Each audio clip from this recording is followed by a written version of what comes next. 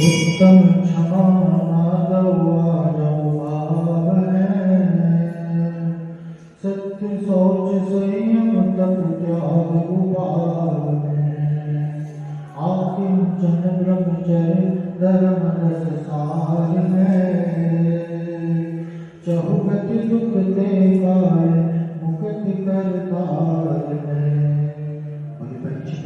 भगवान की जय, भगवान की जय, गुरुनाथ पार्श्वनाथ भगवान की जय, शांतिनाथ भगवान की जय, महावीर भगवान की जय, ओमकेश्वर बाहुबली भगवान की जय, 24 तीर्थंकर भगवंतों की जय, श्री गुरुदेव की जय, श्री संत बच्ची स्वामी की जय, श्री देवानंद जी महाराज की जय, गुरुदेव श्री जगत जी महाराज की समस्त आचार्यों की महाराजों की राजसामन वाली माता की लक्षण महापर्व की उत्तम तप धर्म की जय धर्म की जय, महाराज की जय जय जय। दोपहर का वक्त था, मंदिर में कोई नहीं था। भगवान की प्रतिमा के सामने पड़ा पत्थर प्रतिमा से प्रश्न करता है कि यह कैसा अन्याय है। लोग तुम्हें तो आकर के नमस्कार करते हैं, तुम्हें सम्मान देते हैं, पूजा करते हैं, तुम्हारी आराधना करते हैं और मेरे ऊपर श्रीफल फोड़ा जाता है, मुझे ठोकर मारते हैं, मेरी तो ठुकाई होती है और तुम्हारी पूजा आराधना होती है।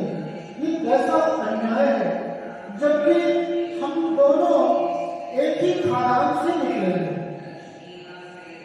जिस माइंड से, जिस खानदान से तुम्हारी उत्पत्ति हुई है, उसी खानदान से, उसी स्थान से मेरी भी उत्पत्ति हुई है, लेकिन यह अन्याय क्यों, ये भेदभाव क्यों। प्रतिमा कहती है कि शिल्पी ने तुम्हें भी चुना था, उस खानदान से निकाल करके, और तुम्हें भी शिल्पी ने चुना था और तुम्हारे को निखारने के लिए, तुम्हें आकार देने के लिए तुम्हारे ऊपर औजार से, हथियार से चोट किया तो तुम चिल्लाओगे, तुम घबराओगे। तुमने उस चोट को, उस पीड़ा को सहन करने से इनकार कर दिया, लेकिन मैंने सारी पीड़ा को, सारी चोट को स्वीकारा, मेरे साथ उसने टाका नहीं किया। ऐसे तीक्ष्ण औजार मेरे ऊपर चलाए, हथौड़े बरसाए, मुझे पत्थरों से, मुझे औजारों से घिसा गया, कई यातनाएं दी गई, कई पीड़ा मुझे दी गई, लेकिन मैंने कुछ तक नहीं किया, मैंने सब कुछ बर्दाश्त किया, सहन किया और आज यह शिला मेरी इस रूप को प्रकट कर बैठी है और इसी कारण से मेरी पूज्यता बनती है। लोग मुझे पूजते हैं, आराधना करते हैं। सारे 10 धर्मों के धर्म में उत्तम तप को जानने के बारे में, और यह उत्तम तप धर्म कहता है कि जिसने संघर्ष को स्वीकार किया, जिसने कठिनाई को स्वीकार किया, वही जीवन में उच्चता को प्राप्त करता है, श्रेष्ठता को प्राप्त करता है। आराम तल्पी जीवन का अभिशाप है और तप जीवन का श्रृंगार है। तप से ही जीवन निखरता है। जितने भी लोग हैं जिन्होंने महानता को प्राप्त किया है, अपने अपने क्षेत्र पर, अपने अपने विषयों में जिन्होंने सफलता को प्राप्त किया है, जो आज शिखर पर विराजमान है, उनके पीछे की कहानी तो बहुत आसान नहीं है। बहुत संघर्षों के साथ, बहुत कठिनाइयों को, बहुत यातनाओं को, पीड़ाओं को सहा है, तब जाकर के आज इस सफलता के शिखर पर वो आज हासिल हुए हैं। ये सब क्या है? तप तपस्या का ही, संघर्ष का ही परिणाम है। का प्रयास करना है। जीवन में तप का बड़ा महत्व है।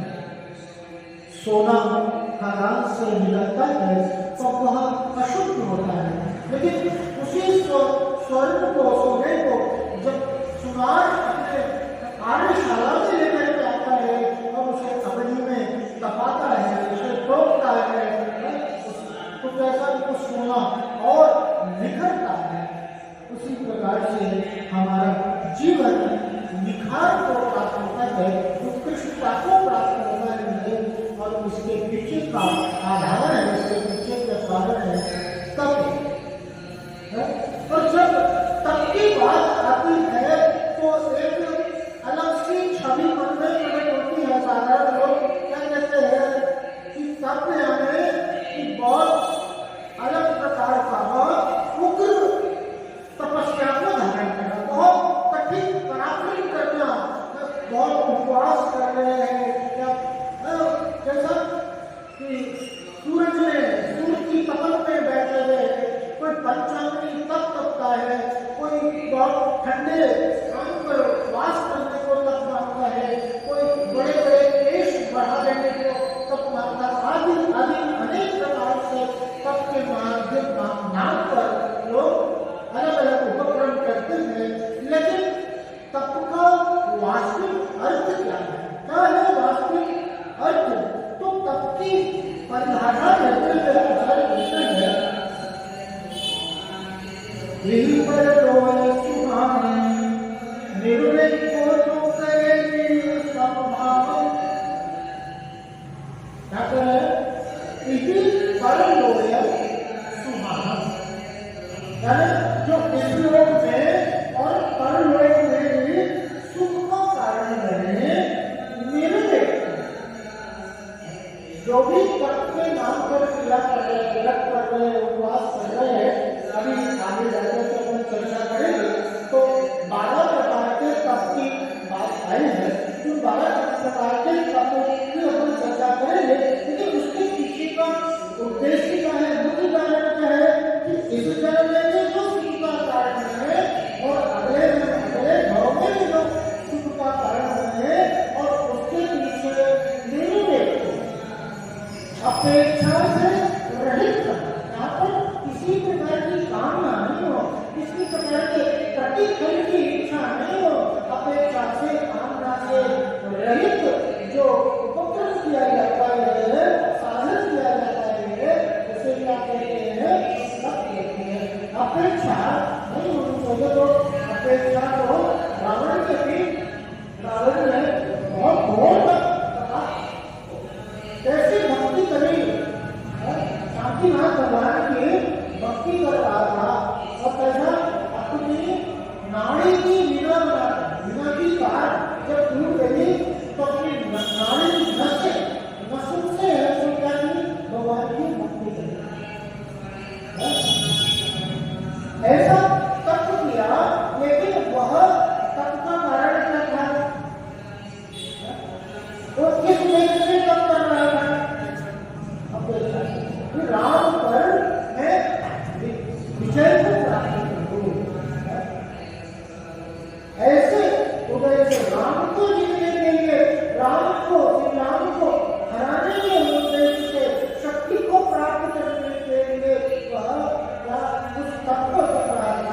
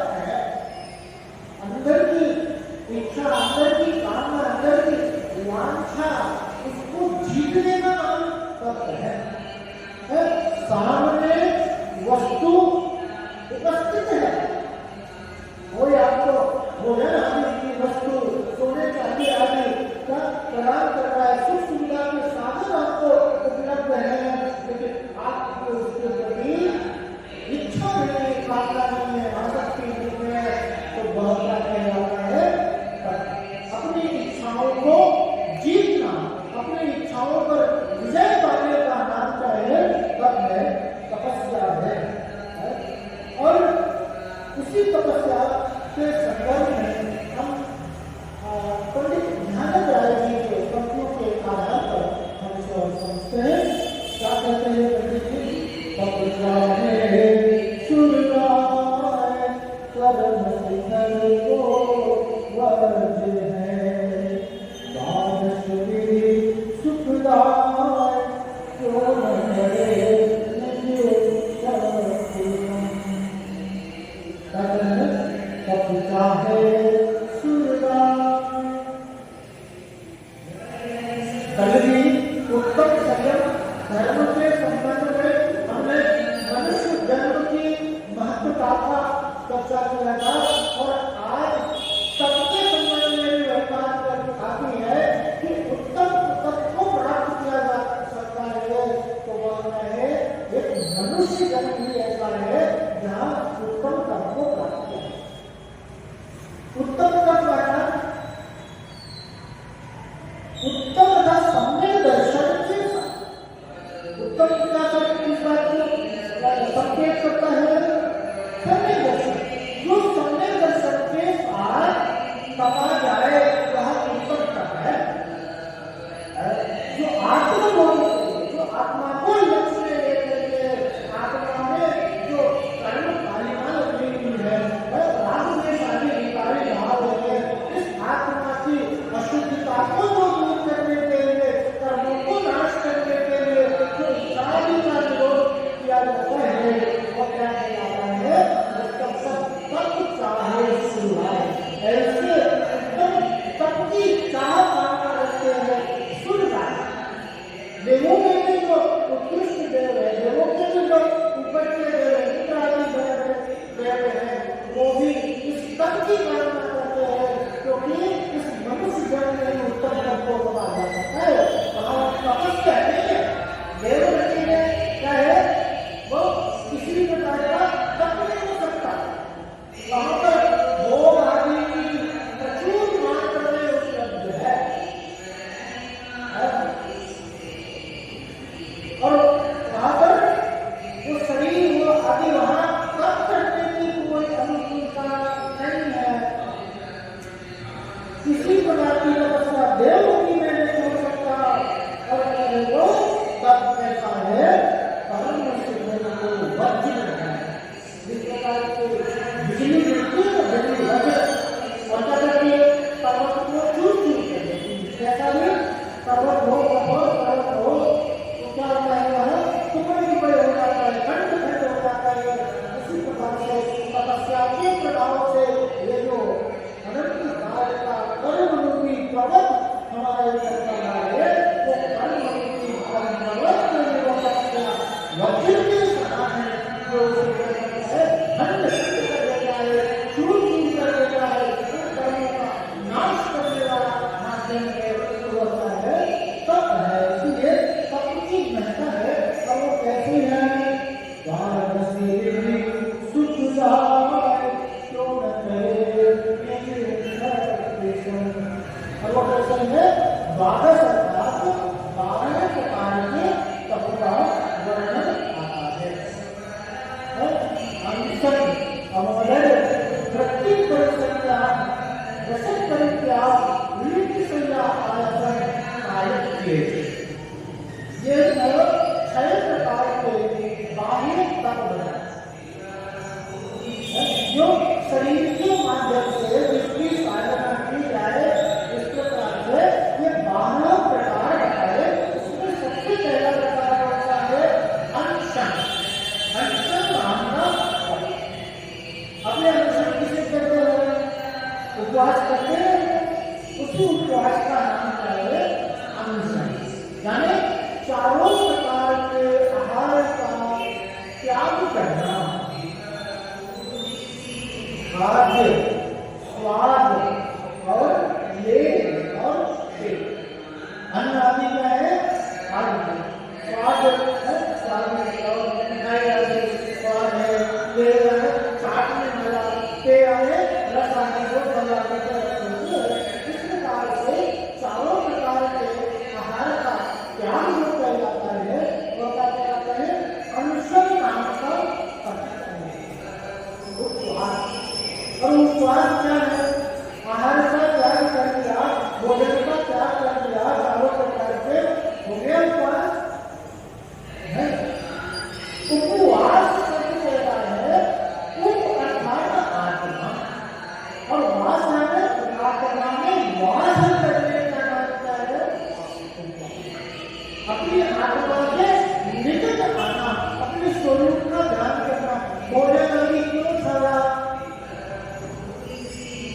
विकल्प का त्याग करना, विकल्प का अभाव होता है।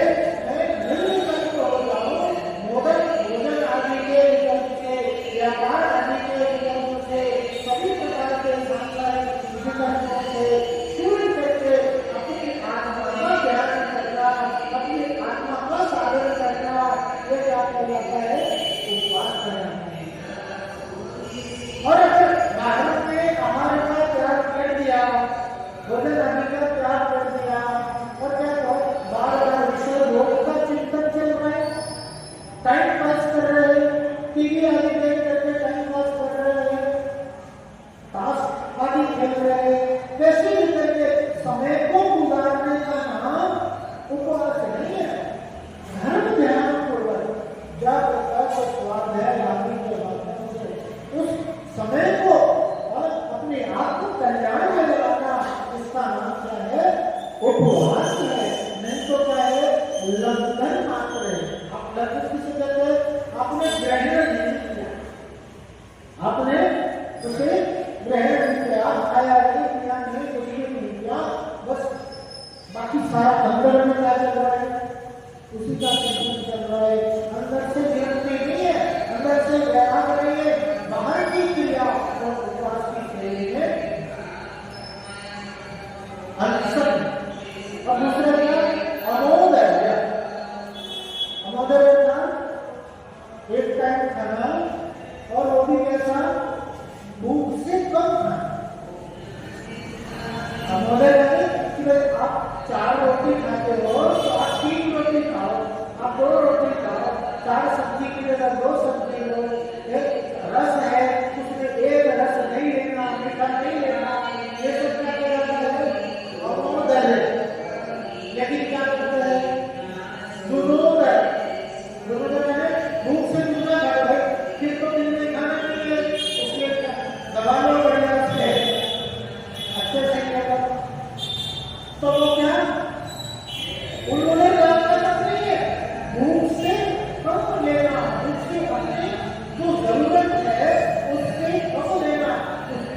यहाँ पर पूर्व में क्या कहा कि इच्छा निरोधक अपनी इच्छा को जीतने का नाम लेता है। और ये अनशन उन्होंने आते कहते हैं, भोजन संबंधी जो अपने अंदर जो व्रतता है उसको ग्रहण करने की भावना है, उसको प्रति जो इच्छा है, उसको अपनी शक्ति के आधार पर जीतने के लिए सारा कार्य किया जाता है। तो दूसरा कौन सा हो गया? उन्नोदन। और तीसरा है वृत्ति परिसंख्या। वृत्ति परिसंख्या में किसी उन्नोदन को करेंगे, एक टाइम भोजन करेंगे, आहार लेंगे, लेकिन उसमें भी शर्त है।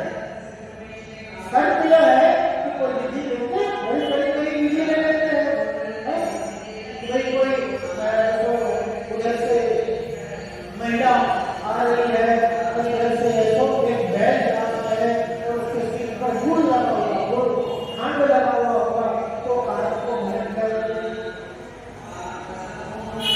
महाराज जी के बारे में सबको मालूम है, तो हाथ में घड़ी पहने हुए जो लोग रहते हैं ना, उनसे आहार भी लेते हैं। हम महाराज जी ने उसी दिन में लिया कि घड़ी वाले से आ रही है, घड़ी वाले से आ रही है। तो ऐसे कठिन कोई नियम लेकर के और करना, और उस नियम के मिलने तभी आहार को ग्रहण करना, भोजन को ग्रहण करना, ये क्या कहलाता है? वृत्ति परिसंख्या नाम का कहलाता है। आगे क्या है? रसक परित्याग, रस का त्याग करना। आज मीठा नहीं लेंगे, मीठा नमक है, आदि है ना, कड़वा, रस का त्याग करना। मीठा खट्टा आदि जो रस है उसमें से भी तेल घी आदि 4 प्रकार के रस, आज तेल लेंगे, आज घी लेंगे, आज मीठा लेंगे, आज नमक लेंगे। इस प्रकार से एक रस का त्याग करना, ये रसना लौकिकता को जीतने के लिए ऐसा किया जाता है, साधना किया जाता है। इस प्रकार से रसक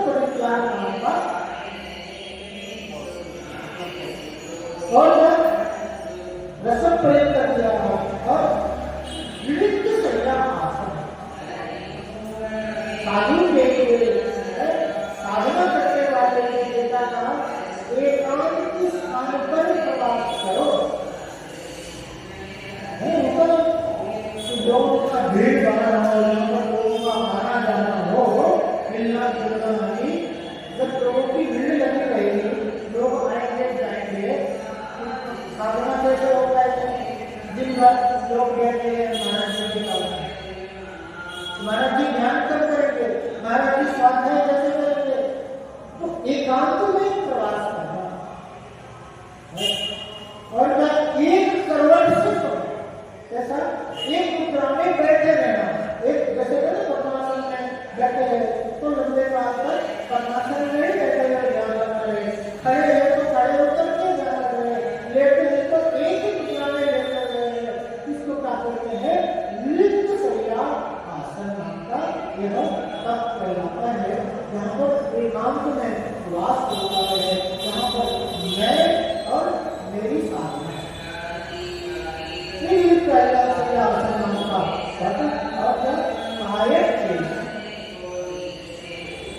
अपनी काया को कृष्ण करना, उपवास आदि चलते अभी तो क्या गर्मी है, यात्रा करके पर्वत पर खड़े होगा, धूप में खड़े होगा तो भी सहना नहीं है। बरसात में पेड़ के नीचे बैठने को बारिश हो रही है और क्या पेड़ के नीचे बैठो तो वो क्या हो रहा है? ठंड में है तो नदी के किनारे जाकर के बैठ करके ध्यान करो। इस प्रकार का काय क्लेश का नाम का तप होता है, जहाँ पर काया को शरीर को कृष्ण करने की बात आती है। इस प्रकार से 6 प्रकार के तत्वों को मैंने देखा जो इस शरीर के माध्यम से किया जाता है, इसे कहते हैं बाह्य तप। अब आती है हमारे अंतर्गत प्रायश्चित, विनय, विनम्र, स्वाध्याय, विसर्ग और ध्यान, यह 6 प्रकार के अंतर्गत करते हैं। सबसे पहले कौन सा? प्रायश्चित दान का। तो प्रायश्चित किसे कहते हैं?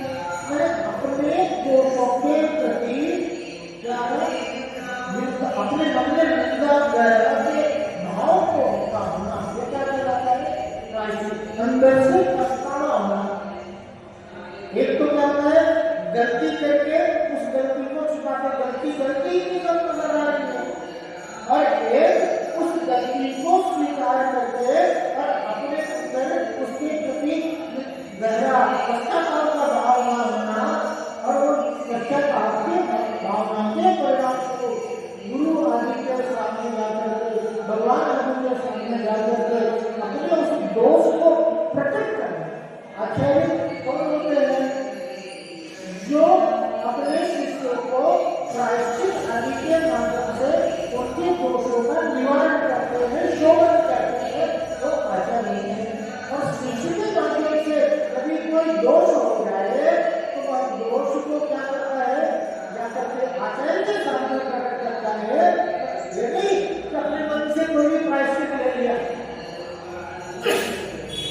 माला के लिए कुछ भी जरूरत नहीं, अपने मन से नहीं, शास्त्रानुसार गुरु की आज्ञा के अनुसार वह प्रायश्चित को ग्रहण करना। इस बार क्या होगा कि महाराज जी से कोई दोष हो गया, वो जब महाराज जी में कोई दोष हो गया, अब तो दोष में क्या हुआ? उन्होंने सबके सामने कैसे बोले? सबके सामने तो उन्होंने उस गलती को छुपा लिया, नहीं बताया आचार्य। अभी क्या हुआ कि 2-3 दिन के बाद उनके अंदर ग्लानि से उत्पन्न हुई, तो उन्होंने जाकर के आचार्य को बोला कि आचार्य महाराज मेरे से ऐसे त्रुटि हो गई और ऐसा आप मुझसे पश्चाताप दो। तो आचार्य ने क्या कहा कि मैं इसका पश्चाताप तुम्हें प्रायश्चित नहीं दे सकता हूँ, इसका प्रायश्चित तो हमारे सामने जाओ और वो आचार्य तुम्हें प्रायश्चित दे। अब वो दूसरे शब्द में जाते हैं, वहां पर अपने दोस्त को व्यक्त करते हैं, तो वो आचार्य कहते हैं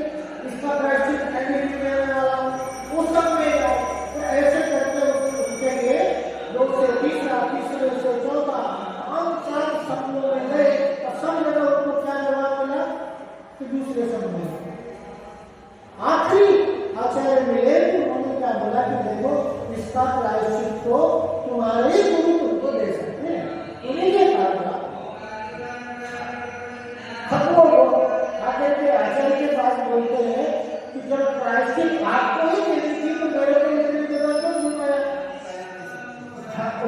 मेरे को इतनी जगह क्यों घुमाया? अब मेरे को प्रायश्चित दो तो बोले तुम्हारा प्रायश्चित हो गया, तुम्हारा प्रायश्चित हो गया। बोले ऐसे कैसे प्रायश्चित हो गया? कोई तो नियम भी नहीं दिया आपने कुछ भी। बोले तुम्हारे अंदर जो मन में भाव था कि लोग नहीं मान जाए, लोगों की निंदा से करना चाह रहे थे, अभी इतने सारे समूह में जा करके तो सबको मालूम हो गया, सबके सामने तुमने अपने दोस्त को प्रकट किया तुम्हारी प्रायश्चित। तो इस प्रकार से आचार्य क्या करते हैं, शिष्यों के दोष का परिमार्जन करते हैं, शुद्ध करते हैं। ये भी एक प्रायश्चित नाम का बहुत बड़ा तत्व है। ये तो जितने तब की चर्चा हो रही ना, अनशन, उन्मोदन, वृत्ति, परिसंज्ञा, ये उत्तरोत्तर जो भी पद है वह अपनी श्रेष्ठता को बताते हैं। अनशन से श्रेष्ठ कौन सा तत्व है? उन्मोदन नाम का। भोजन नहीं करना उतनी बड़ी बात नहीं है जितनी क्या है उन्मोदन नाम का तत्व करना। भूख है लेकिन फिर भी नहीं है। उन्मोदन में कई ऐसा उदाहरण आता है जिससे आहार को गए और गए क्या करते हैं, और एक अंगुली पानी, एक गिलास भोजन ग्रहण करके आए, सिर्फ एक गिलास। अब आप तो बड़ा कौन सा हुआ? अनशन से। उन्होंने इसी प्रकार से ये सारे तत्व जितने भी हैं उत्तरोत्तर श्रेष्ठता को प्राप्त है। अनशन से ऊंचा उन्मोदन, उन्मोदन से वृत्ति, परिसंज्ञा, इस प्रकार से। अब यहाँ पर कौन सी बात कि प्रायश्चित नाम का करते हैं कि प्रायश्चित में जो है समाज बात हमें हमारी गलती में नजर आती और गलती नजर आना, अपने दोषों के प्रति निंदा का भाव होना, वैर का भाव होना, ये भी बहुत बड़ी बात है। इसी तरह से दूसरा तब आता है विनय नाम का, कि अपने गुरु की विनय करना। शास्त्र गुरु के प्रति जो विनय का भाव है, श्रद्धा का भाव है, समर्पण का भाव है, फिर एक तपस्या है और ये भी साधारण सी बात नहीं है, ये भी विनय नाम का बहुत बड़ा गुण है। इसीलिए से क्या कहा, पत्ते अंतर लिया अपने सारे अहंकार को जीत लेना, अहंकार का विसर्जन करके अपने देव शास्त्र गुरु के प्रति समर्पित हो जाना, उनको सौंप देना अपने आप को, विनय नाम का तत्व है। प्रायश्चित, विनय और वैयाम, इसके अंदर विनय होगा तो क्या करेगा, गुरुजनों की, साधुजनों की सेवा स्वीकार करेगा। तो वैयाम के पीछे में तो महाराज जी आए, आए, साधुजन आए, उनके हाथ पांव दबा देने उनके साधना के अनुकूल, जो रत्नत्रय में साधना में अनुकूलता को प्रदान करे, ऐसे वातावरण को निर्मित करना, ऐसे सामग्री आदि प्रदान करके, सेवा आदि प्रदान करके उनको उनकी रत्नत्रय के लिए, उनकी साधना के लिए अनुकूलता हो, इसका नाम क्या है?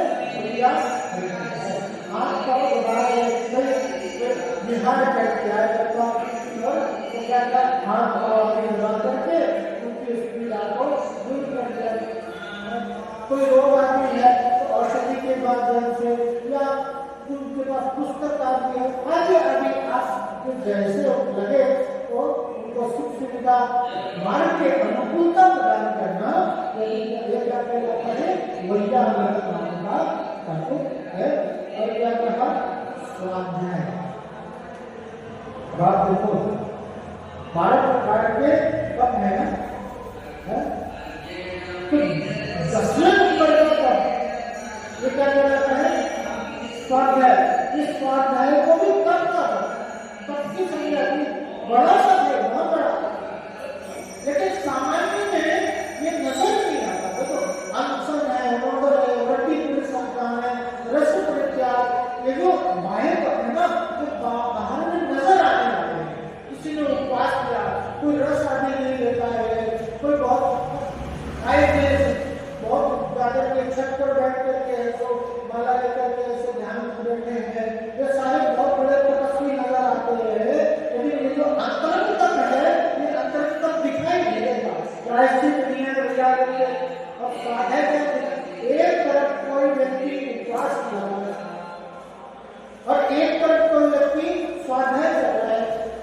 किसको बड़ा मानेंगे, किसको श्रेष्ठ मानेंगे। उपवास करना है उसको लोग अच्छा मानेंगे। मान लो घर में दो सदस्य है, और पोल्यूशन के दिन चल रहे हैं, तो एक दिन तो क्या किया, उपवास किया, और एक क्या कर रहा है, स्वाध्याय विधि पर क्या स्वाध्याय कर रहा है। और घर का कोई काम आएगा तो माँ क्या कहेगी, बेटा किसको कहेगी माँ, तुझे स्वाध्याय कर रहा है, तो वो कहेगी माँ मैं पढ़ रहा हूँ, तुम उसको कह दो, पति को कह दो। अरे बोले उसको कैसे कह दो, उसने तो उपवास किया है। लेकिन जो स्वाध्याय कर रहे हैं वो कर्मों की रचना उसकी ज्यादा है।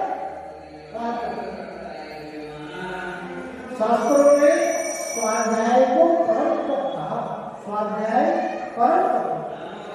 आज आप माला लेकर के बैठ गए, कोई भी आप तपस्या करो, कोई भी किसी प्रकार का उपक्रम करो, ध्यान करो, अभी आपको ध्यान नहीं होगा, कुछ भी उपवास करोगे आदि है तो आपका मन जब विशेष होगा।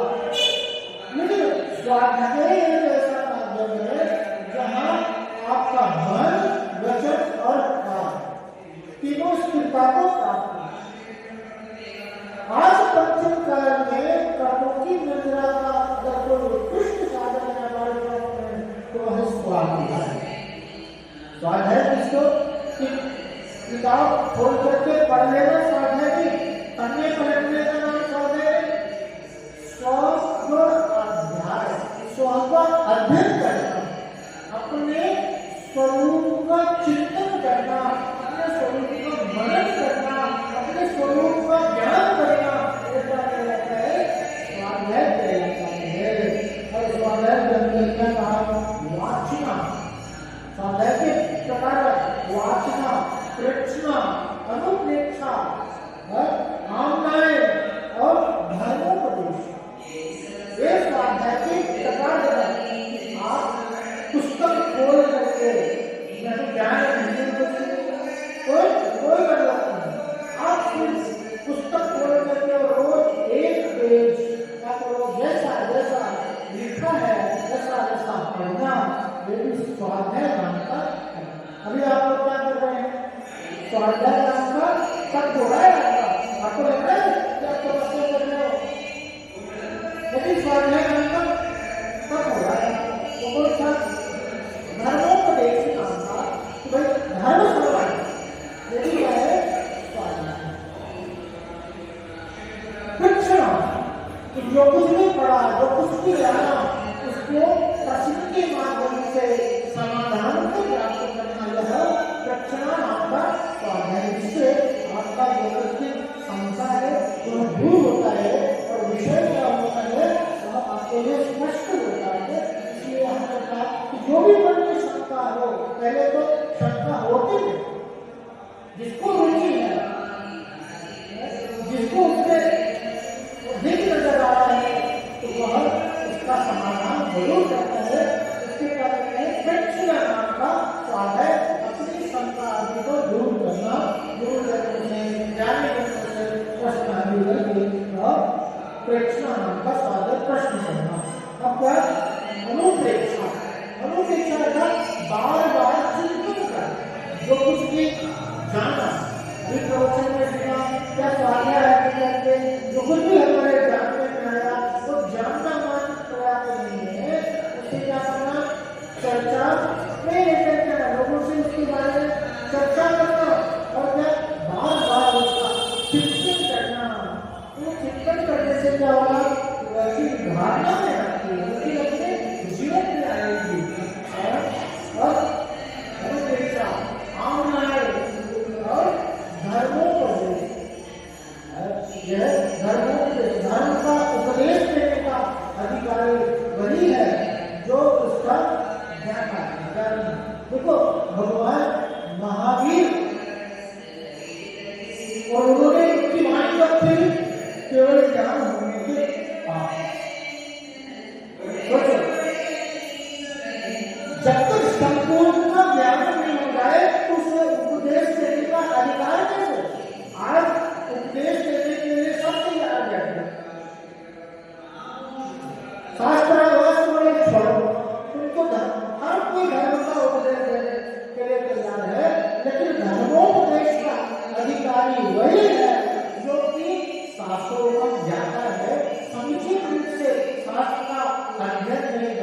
है, ऐसे आचार्य परमेष्टि आदि को भी चाहे यहाँ पर शास्त्र का उपदेश देने का अधिकार है। इस प्रकार से हम लोगों ने स्वाध्याय नाम के तत्व के संदर्भ में जाना और विस्तार में इस काया का इसका त्याग उत्सर्ग करना, उत्सर्ग को त्याग धर्म में विस्तार से समझे। और सबसे बड़ा कौन है? उत्कृष्ट ज्ञान नाम का तत्व है। ध्यान है चिंता विनोदो ध्यान, किसी भी एक विषय पर अपने चित्त का एकाग्र होना, समस्त प्रकार के विकल्पों से रहित होकर के और उस विषय का ध्यान करना, चाहे मंत्र हो, चाहे जिनको हो, आदि आदि अपने मूल रूप से अपनी आत्मा का ध्यान करना, अपनी आत्मा की एकाग्रता, अपनी आत्मा में दृढ़ता और अपनी आत्मा में लीनता ही ध्यान है। और इसी ध्यान का दूसरा नाम क्या है? उत्तम तत्व है। जिस प्रकार से अग्नि में ईंधन को जलाया जाता है, अग्नि में कैसा करते हैं? ईंधन को डालते हैं तो ईंधन कैसे धूप कैसे तो सारा ईंधन जल जाता है। उसी प्रकार से ध्यान रूपी अग्नि में कर्म रूपी ईंधन को नष्ट किया जाता है। कर्म का अभाव ध्यान के माध्यम से ही हो सकता है। इस प्रकार से अपन ने अंतरम और बहिरंग इसमें 12 प्रकार के तत्वों को जाना, जिसमें महत्व का अंतरम करके बाहर के जितने भी तत्व है जो कि हमारी जानकारी में आते हैं, इन सबका कारण क्या है? अंतरम के लिए। अंतरम का तत्व नहीं है। अंतर में अगर इच्छा का निरोध नहीं है तो बाहर में सारी क्रिया क्या है? वो तब की तपस्या की श्रेणी में जाएगी।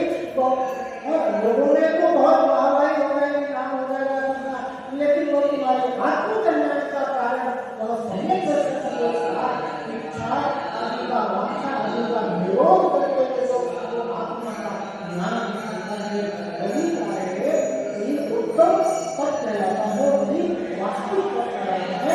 अंतर का महत्व है। जिस प्रकार से एक बर्तन को हम पकाते हैं, तो बर्तन को क्यों पकाते हैं? कोई वस्तु है, जैसे दूध को गर्म करना है तो दूध को डायरेक्ट आग में डाल देते हैं, नहीं ना? उसमें क्या है? बर्तन का आधार जरूरी, बर्तन में डाल करके बर्तन को पकाया जाता है और उसके माध्यम से तो दूध को हाल अपनी परिशुद्ध अवस्था को प्राप्त होता है। उसी प्रकार से ये शरीर के बाह्य तत्व के लिए है, अंतर में आत्मा को शुद्ध बनाने के लिए है। आत्मा की जो अपवित्रता है, कर्म, राग, द्वेष, क्रोध, मान, माया, लोभ आदि जो विकार है, उन विकारों को नष्ट करने के लिए, कर्मों को नष्ट करने के लिए ये सब बाह्य तत्व अंतर के उद्देश्य किया जाते हैं। आचार्य कहते हैं यह जीवस्वोपकाराय और देहस्थ उपकारकम, यह देहस्थ उपकाराय और जीवस्थ उपकाराय।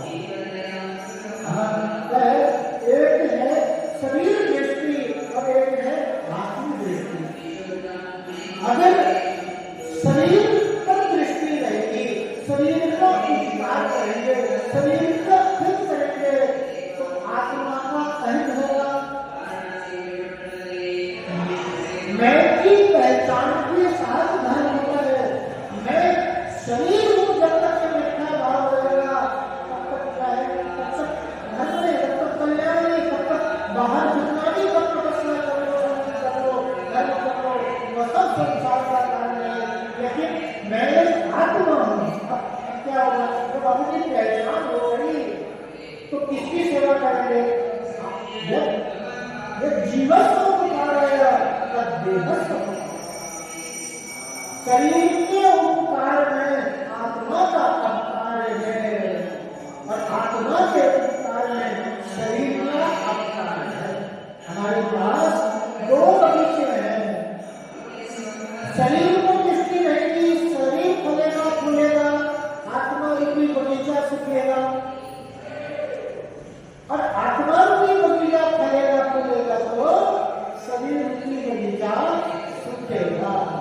जीर्ण होगा। तो आत्मा की उत्कृष्टता के लिए, आत्मा की शुद्धता के लिए एक रानी थी और उसका बहुत बगीचा था और बेटे को बोली कि बेटे को क्या बोल रहे हो, कुछ दिन के लिए बाहर जा रहे हो, तुम मेरे बगीचे का ध्यान रखोगे तो मैं यहाँ ध्यान रखूंगा।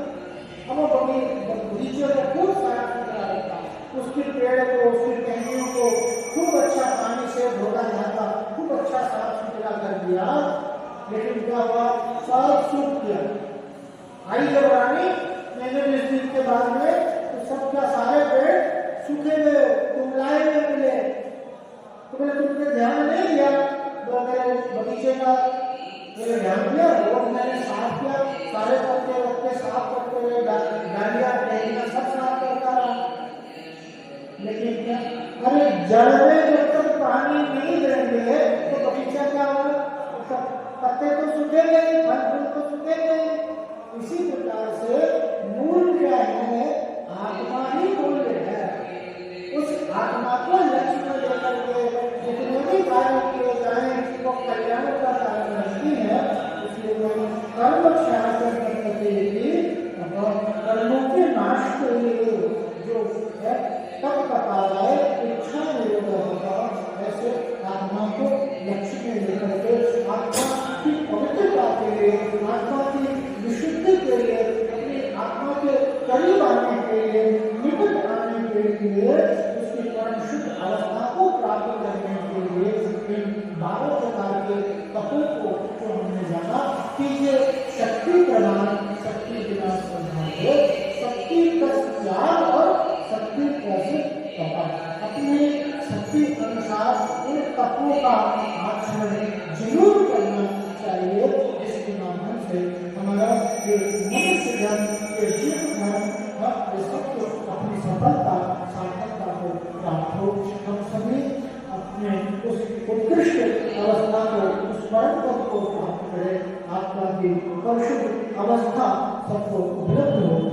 इसी मंगल भावना के साथ आज यहीं तक बोले परमेश्वर की भगवान की अनंतम से परमेश्वर की भगवान की गुरुदेव पार्श्वनाथ भगवान की शांतिनाथ भगवान की सत्यनारायण महादेव भगवान की ओंकेश्वर बाहुबली भगवान की चौबीस कुंतल भगवान की अचल श्री कुंतल गुरुदेव की अचल श्री समुद्र जी स्वामी की अचल श्री देवानंद जी महाराज की मनपुर श्री जयदेव जी महाराज की समस्त आचार्य की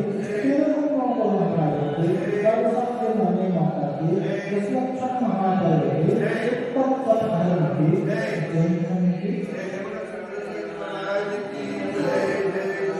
जवानी के ध्यान से सूझे हो सुहाने मस्तक हो सदा बेजुनो हे जवानी भारती